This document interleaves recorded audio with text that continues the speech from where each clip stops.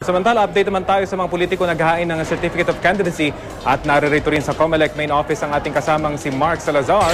Mark?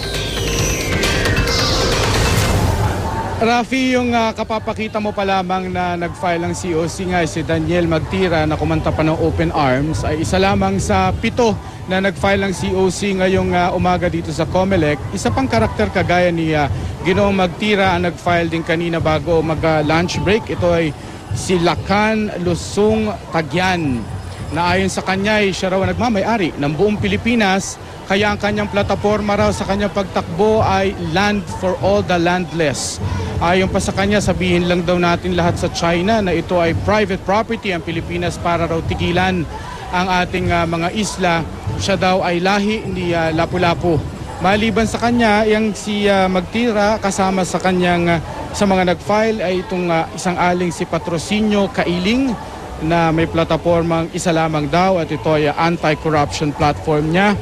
Kanina nandito rin yung medyo pamilyar na sa mga medyang nagko-cover ng eleksyon si Mel Chavez sapagkat ito'y pang-4 na beses niya nang tumakbo at mag-file ng COC. Minsan na itong tumakbong pagkapangulo, si Mel Chavez ay nasa ilalim daw ng partidong KBL. Bit-bit niya kanina yung COC naman ng kanyang kapartidong si Attorney Oliver Lezano pero hindi naman niya sinumiti sa COMELEC yung COC ni Lozano, sa halip ay pinamigay sa media kaya hindi ito kasama sa binibilang na nag-file ng COC ngayon. Dalawang hindi pa kilalang pangalan ang nag-file din kanina, isang Eric Bernardino na taga Caloocan at isang 40-year-old na gusto rin kumandidato si Anicio Escosura. Sa 7 nag-file ng COC ngayong umagang ito si Coco Pimentel.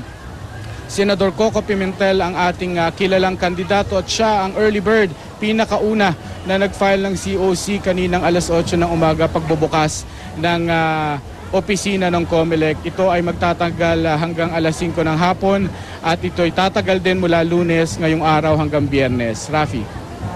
Mark, nabanggit kanina ni COMELEC Chairman Brillante sa atin sa interview na yung mga anti-EPAL group daw gusto niyang papuntahin dyan sa mga supporters ng mga kandidato sa labas dahil isa raw itong form of EPAL na rin ayon sa kanya. May nakita ka na bang grupo ng anti-EPAL dyan, Mark? Wala pa ang karamihan ng crowd dito na nagpasara na nitong kalye sa tapat ng Palacio del Gobernador ay yung mga supporters ng iba't ibang kandidato na habang hinihintay nila yung kanilang mga kandidato mag-file ng COC ay naririto sila, parang piyesta na rito, samot-sari na yung kulay ng tao, kulay ng lobo, meron namang nagtitinda ng ice cream dito at lahat. Ito yung medyo ikinaiirita na binabanggit mo siguro ni Chairman, COMELEC Chairman Sixto Brillantes kasi nabarahan na nito ang kalye at maingay dahil kanya-kanya silang banda. Yung binabanggit mo nga anti-EPAL group, wala pa, hindi ko sila napapansin dito, tuloy lamang yung kanilang pagpipista sa kalye. Rafi. Okay, siguro abiso na rin Mark, iwasan muna itong lugar na to dahil talagang napaka-traffic nga dito sa paligid nito, hindi lang dito sa may immediate vicinity ng COMELEC, pero dahil nga mahaba na yung pila, kahit sa mga outlying areas, Mark, traffic na. Manila Cathedral, itong paikot na ito. Kasi ang apektado rito yung palibot ng Manila Cathedral at itong harap ng Palacio del Gobernador. Maraming mga nakabarang sasakyan na dala ng mga supporters na ito.